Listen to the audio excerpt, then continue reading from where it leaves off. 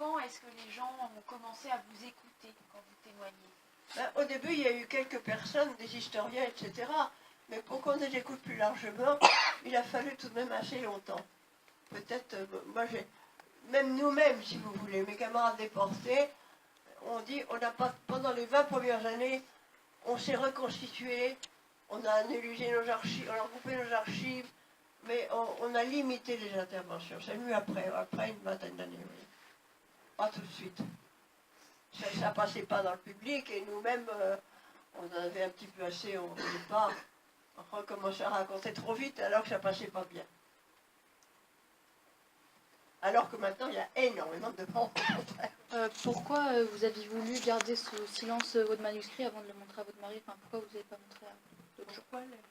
Pourquoi tu as voulu garder le silence de ton manuscrit pendant un certain Ah, parce temps? que c'était tout de même, j'avais des notes très personnelles, ma réaction dans le camp, etc. Il fallait un peu de recul. Et j'avais écrit quelque chose qui était très très personnel. Mes sentiments, tout ça. On n'a pas toujours envie de se livrer au public trop vite. Et puis après, bon, on a un peu toiletté, et puis on dit si, il faut que ça passe le temps. Mais ça a été très long avant que j'accepte que ça passe. À chaud.